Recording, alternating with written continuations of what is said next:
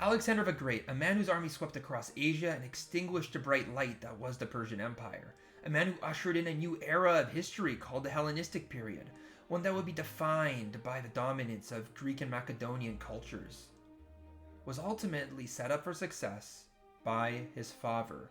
You see, Alexander essentially inherited the army that he used in his conquests, and this army was highly professional for its time, had officers that had spent years fighting together and had such a great synergy in the fields, and also used innovative tactics and weapons for its era, making this inheritance one of the most valuable ever bestowed upon a son in history. This video will primarily focus on how this army came about and why it was so successful. It will cover the context of ancient Greek warfare and ancient warfare in general, and explain why this army was such an anomaly in history. For without it, Alexander the Great would have probably just been Alexander the Third, and the Greeks would have never come to become the masters of the world. It was an army that changed the style of warfare everywhere it went, and utterly smashed the forces of both Persia and the Greek city-states. But first, I need to give some credit. About 2 years ago, I read Philip and Alexander, Kings and Conquerors by Adrienne Goldsworthy, and most of the ideas and information in this video comes directly from that book. It is a rather dense read, but it's also a very interesting read, and if you have an interest in the Hellenistic age, particularly the lives of Alexander the Great and Philip the Great and their battles and conquests that they participated in, I highly recommend it. For once you finish reading it, and I can personally attest to this, you will feel like an expert on this era. But otherwise, what this book makes very clear is that it's really important to set the context for how warfare was waged in this period being the 4th century BC, because it'll help explain why the army created by Philip the Great, who, just for reference, he was the father of Alexander the Great, was so effective. After all, an army's ability to win is largely dependent upon who they're fighting. And who they were fighting were, frankly, powers that were significantly lesser than that of Philip's army. So, without further ado, let's talk about the armies that existed in the Mediterranean in the 4th century BC, where Philip and Alexander the Great waged their battles. A first very important characteristic of ancient armies that is essential to understand is that they were, for the most part, not professional militaries, at least not as we know them today. But let's think about the attributes of a modern professional army, just so we can deconstruct some of our modern biases. After all, when we think about history, we often apply our modern view of things to the people of the past, and that's exactly how we get lost and misunderstand how they lived their lives.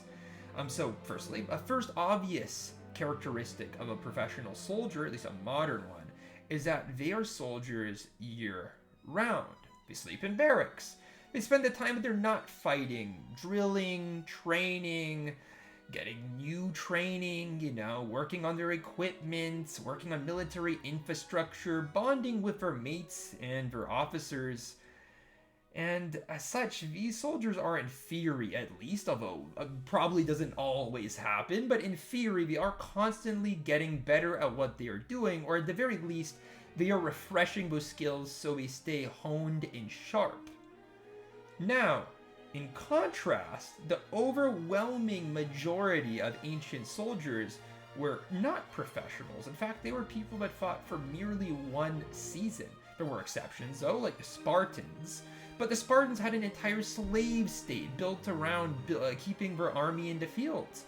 Spartans, they were a small class of people presiding over probably slaves that numbered 10 times the number of actual warriors the Spartans had, and nobody else could really afford such a luxury. There were other specific units that different ancient armies had, such as the Persians that Alexander the Great smashed. They had a couple of professional infantry units like the famed Immortals or the Apple Bearers, but these guys were small in numbers and quite rare to see on the field.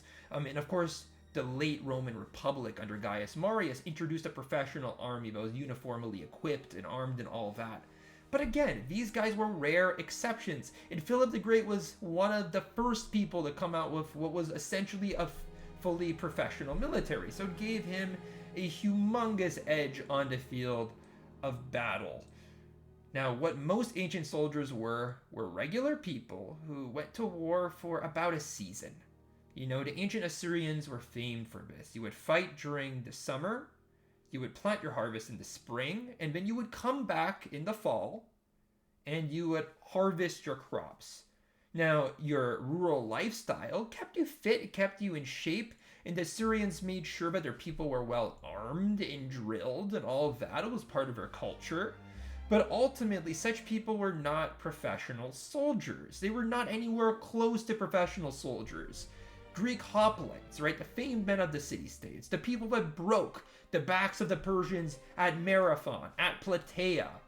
These excellent men, they were seasonal warriors. In the summer, they would put on their kits, they would go to battle, and then they would go back to their normal lives. Sure, they would make sure to stay in shape between campaign seasons, but this was done in an irregular fashion. Some people would do it, some people would not.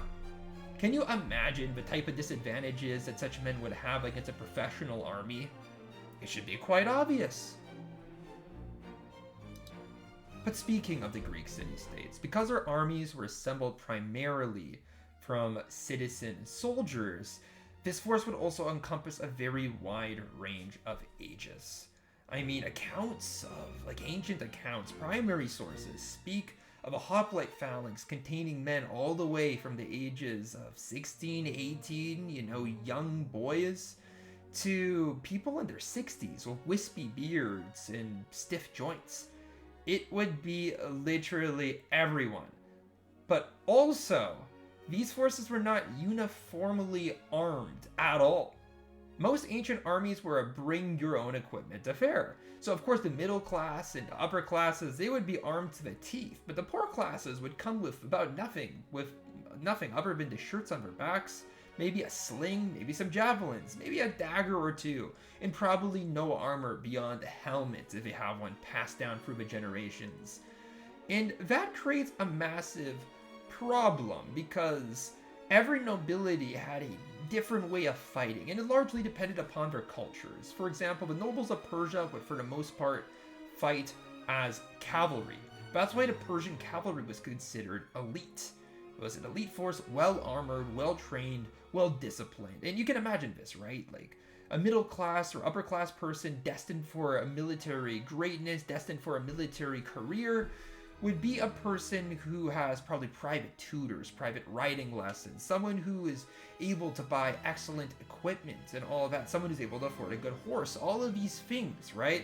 But if you're a poor person joining the army, then you're probably joining a far worse equipped unit, and that's why the Persian infantry was not particularly good. It was a bunch of poor conscripts for the most part. Equipped in probably the way that was consistent with the culture of the unit itself. The Persians were famous for kind of putting medians together. Basically wherever you were from in the empire, you would be serving alongside your own people, but under a Persian officer. But besides a Persian officer, nobody in that unit would be particularly well armed. No one would be particularly well drilled. It would be somewhat of a mess. And in contrast, the Greeks, they fought as infantry, at least the middle and upper classes, which is precisely why Greek infantry dominated Persian infantry repeatedly. Now, Persian cavalry was just not able to be particularly effective in Greece. Greece is very mountainous terrain, very rocky terrain, so cavalry can't really do a whole lot in these situations. And on the battlefields of Marathon, the Persians were just getting off of their ships. So it's not like the cavalry was fully formed, nor was there a lot of room to maneuver around the Greek flanks or anything. So yes, the Greek hoplites pushed through the Persians with ease in that battle. So you guys kind of see what's going on here, right? You have irregularly armed armies, irregularly trained armies that are not at all professional going up against each other. And Philip disrupted all of this by forming what really was a professional army.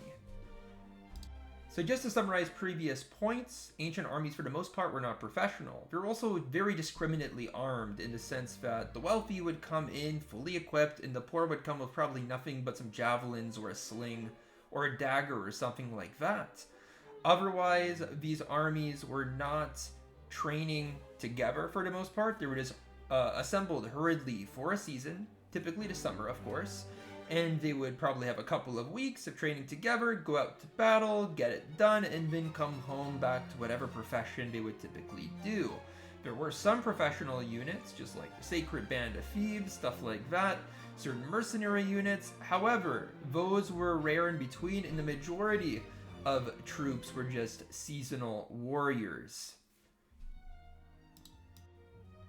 Therefore, with this context set, let's move on to the Macedonians. Who were they? Well, in essence, this question is still debated in the Balkans today, and I have absolutely no intention of starting a turf war by making bold statements about Macedonian ethnicity. But what is clear is that they were at least generally, or broadly, within the Greek orbits.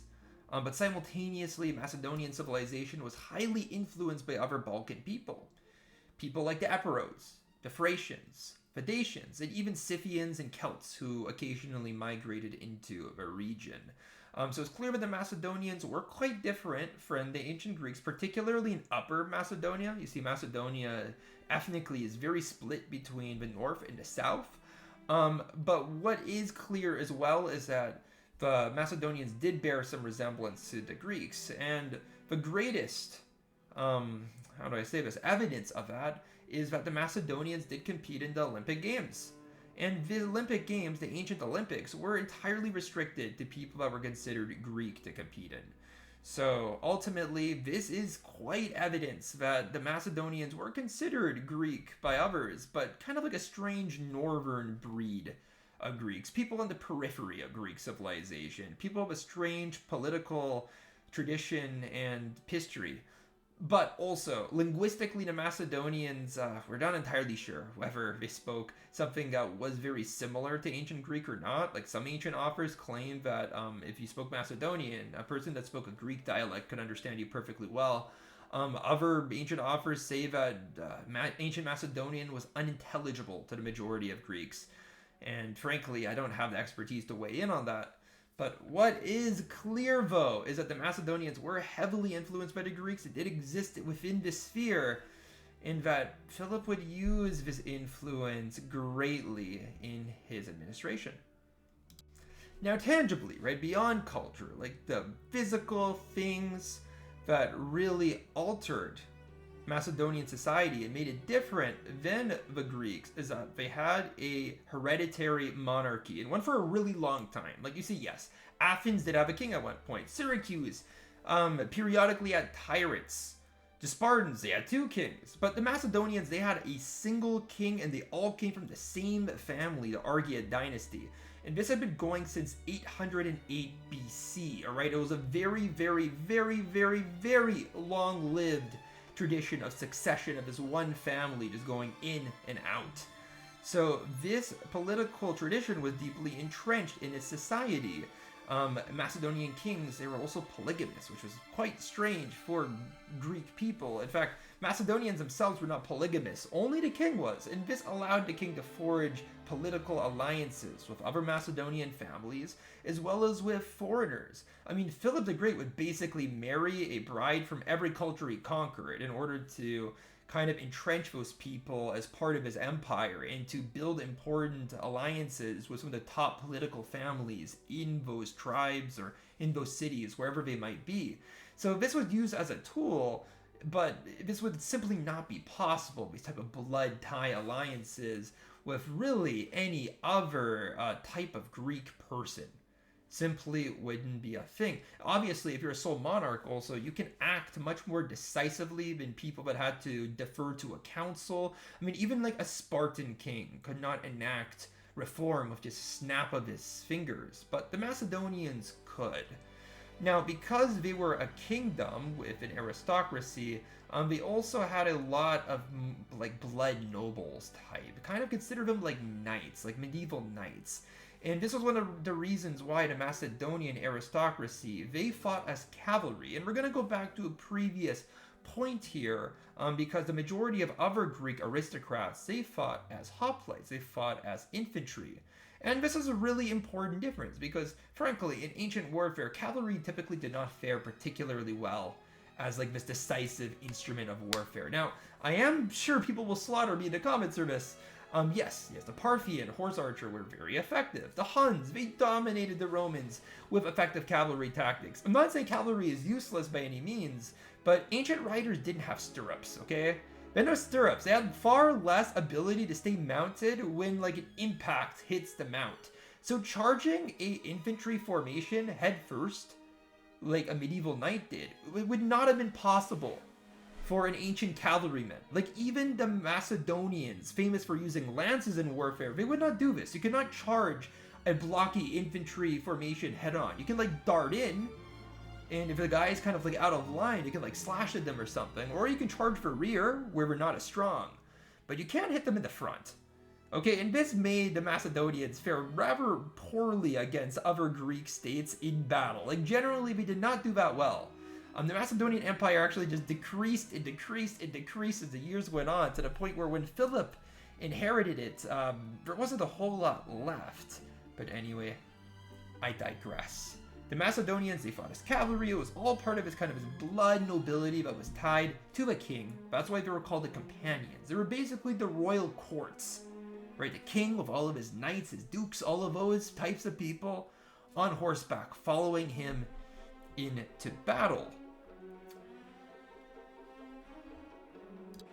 And the Macedonian infantry, they were generally of a very poor quality when Philip the Great came to power. They would have been almost indistinguishable from any of the other tribal levy that you would find elsewhere in the Balkans, Thracians, Dacians, all of this. Just ill-equipped farmers forced to fight in battle. And this is the army that Philip inherited.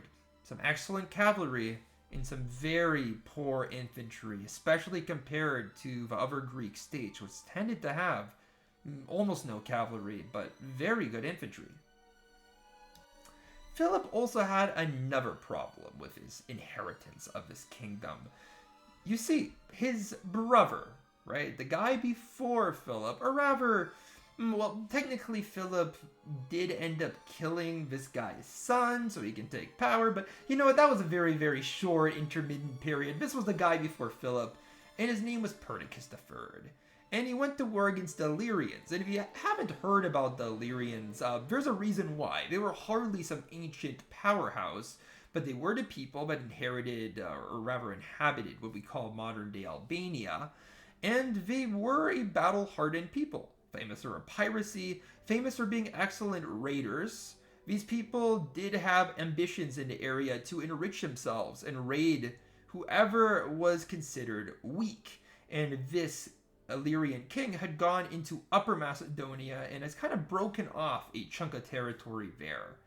So Philip's brother went to challenge him, and the Macedonians got slaughtered. They were like relatively equally matched on the field, but the Macedonian infantry crumbled before the onslaught of Illyrians, and it got so bad that Philip's brother Perdiccas III got killed in battle, and with around 4,000 of his men. And this was a huge morale blow to the Macedonians. To lose a king like that, and also just to be a kingdom that had been declining just year by year over the decades, and now you just lose a king? Things were looking very, very bad. And we can go look at this map. You can see there are the black lines here, and these black lines, labeled as the historical ethnic Macedonia, was at one point kind of under loose control by the Macedonian kingdom. Like everything was part of a state. But you can see just over the years it had shrunk and shrunk, particularly in the north, in the west to the Illyrians, in the east to the Thracians, and in the southeast to the Greeks. You can see the Greeks don't control a large period, or not period, but rather a large amount of territory, but the Greek possessions were incredibly wealthy. There was a lot of silver mines in these areas. So that part is really, really important. And Philip would later use the silver found in this area to maintain a professional army. So it ended up being one of his first conquests. But regardless, they were surrounded by opportunistic powers. Philip's brother had just been killed in battle by the Illyrians, which again were not a powerhouse. The Macedonians looked really, really, really weak. And when he became king, all of these powers, the Thracians in the north, the Illyrians in the west, the Greeks in the southeast, particularly the Athenians, who were not known as pushovers in this period, all converged and attacked the Macedonians together in a loose alliance. Philip was screwed. It looked like the Macedonian Empire could potentially just not exist anymore after this invasion was done. And I hope this adequately sets the stage to understand what Philip was dealing with. He had to adapt to a truly desperate situation which his brother had utterly failed to handle. In fact, it had cost him his life. He had to survive, being surrounded by vicious and battle-hardened enemies. But Philip did not merely survive, he thrived and expanded Macedon to heights it had never seen before. Now luckily, Philip had taken power in the winter, so he had a few months to implement the reforms that would revolutionize his military, and most of these reforms had to do with the mediocre Macedonian infantry. You see, he had spent a good deal of time in Thebes in his youth. In fact, he was a hostage there for many years, like a political hostage. So it was basically adopted by Theban family, although when you are a political hostage, you could be killed at any moment, so he had to play his cards right. But the Thebans really did know how to field excellent infantry. In fact, they were actually the power that basically dethroned the Spartans as the masters of Greece. They had beaten them decisively in a pitched battle, so an open battle on the field, which no one had beat the Spartans before. The Athenians had trembled at Spartan might during the Peloponnesian Wars, yet the Thebans bested them with what was effectively a citizen militia, which is really, really impressive. But they humbled the Spartans in the Battle of Leuctra, so Philip had a really good inspiration from the Thebans. And Philip took the Theban phalanx, right, a typical hoplite phalanx, and he kind of adapted it for Macedonian purposes, because he couldn't really use the Theban phalanx. He was dealing with an ill-disciplined group of farmers as infantry. They'd never be able to afford all the armor, the weaponry, the shields required to actually properly equip a phalanx. So what he did was he gave them pikes. They're called sarissas, this particular type of pike. It's 13 to 21 feet long, and the reason for this range is because during its use in battle, the sarissa was constantly getting longer, because as pike on pike battles became more and more common, you'd want to have the longer pikes. So the pikes got longer and longer, but during Philip's time, they were probably like 13 feet. It must have been like the short pikes that they originally started with, but they were quite long, especially compared to hoplite spears, which were 8 feet long. So think 13 versus 8. Obviously, 13 has a lot more range. Also, if you have a pike and you can outrange a spear, then it's actually a much cheaper way to equip an infantryman. You don't need all this armor. The pike is sufficient to actually beat a spear on spear kind of thrusting battle. So that's why he armed his farmers with these pikes.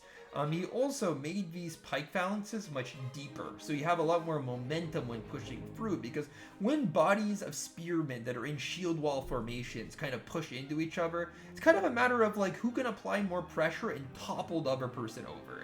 It's not kind of a skilled jousting match, like in a fencing match or something like that. No, it's like a brute strength as both walls smash into each other and try to push the other one off. So if you have a formation that's 16 ranks deep, as Philip's pike phalanx is, and you go against a hoplite formation that's 8 ranks deep, so half as deep, you're going to be pushing with way more momentum. You're going to be using spears that are much longer. I mean, it created an instrument that was cheaper to equip and specially designed to basically counter all other Greek units. And it did exactly that, and it was a brilliant innovation that he did with what he had, because ultimately, all you need to make a sarissa is a shaft of wood and a metal tip, which, you know, as a king, he had those in abundance. But what really made it work is that he started training these guys up in the winter, because he needed time, and getting guys to fight kind of like side to side, you know, in a phalanx, and a disciplined phalanx, and actually keep formation takes some time. So that essential season is really what saved Philip here. But what I also want to say is that the phalanx I showed in this picture, it's like a late phalanx. This is the type of phalanx that Philip had once he was successful. It's the type of phalanx that Alexander and his successors used. This initial army did not look like that, okay? It was a bunch of farmers with probably no helmets, or an occasional helmet amongst them. Most definitely no armor, no shields, was a bunch of guys with pointy sarissas. That's all it was. But it was sufficient for what he had. And as Philip went along conquering, he actually gained income to better equip his troops, or rather, the men also became richer from loot to afford better equipment. So that was particularly instrumental to the development of the Macedonian phalanx. But another aspect that I want to kind of point out here is that the phalanx was rather vulnerable to slings, arrows, javelins, really any type of projectile, compared to a hoplite phalanx that had much larger shields. Like, even at its height, a phalanx would basically carry a pelte, a shield, like a small shield that a skirmisher would use. So ultimately, these guys wouldn't be super well protected. Now, we try to compensate for this by the guys in the back rank holding their pikes at a 45-degree angle. Because in the back, like 16 ranks deep, you're not going to actually use your spear to stab anyone. So you can hold it up and kind of use it to deflect arrows that are coming down in an arc. But it's not a super duper effective means to actually deflect an arrow, okay? It increases the chance of arrows getting deflected, but these guys were rather vulnerable to archers and stuff. But luckily, that wasn't the preferred method of fighting for the Greeks, so we didn't really have to contend with such a thing. But regardless, Philip was also a master of diplomacy, and Adrian Goldsworthy in his book makes it very clear that Philip's survival and his success doing so was largely based upon his ability to adapt his military, but also to make relationships where he had to. He was no mere brute of a warrior, even though it's hard not to think of him as one. For example, in this initial situation that he found himself in, where the Thracians, Illyrians, and Athenians simultaneously invaded Macedon, what he did was he paid off the Thracians. He offered them a nice sizable bribe. Of course, he would invade them later to take our money back, but for the time it was in their coffers. He married the daughter of the Illyrian king who invaded and, solidified an alliance with him. Sure, he would beat him in battle later, but for the time he was pacified. And Athenians he would go to battle against. So you can see here that he used divide and conquer tactics to effectively neutralize two opponents so he only had to deal with one. And slowly but surely, season by season, he would run around, beating back anybody he paid off or married into, and pacifying them and incorporating them into the Macedonian Empire. As he did so, he would take more and more resources, particularly the silver mines in southeastern Macedon that the Athenians had held, particularly Amphipolis, and the silver mines in southern Thrace would be instrumental towards his later conquest because those guys would basically pay the bill. Those became state-run silver mines, and Philip would use that money to pay mercenaries as well as his men to serve year-round. Now, it's not like this was super-duper effective. In fact, Philip often declared war in order to get more money to fight the next war. It was like a Ponzi scheme, okay? He was perpetually broke during his time. But he was able to afford one of the first professional armies that would serve year-round. So regardless of how he paid for this, and the constant conflict that this invoked, he was successful. He did create the Macedonian Empire. He did become the hegemon of Greece. And he did so through the invention of the Pike Phalanx. Thank you so much for watching, and I hope you enjoyed the video. Bye for now.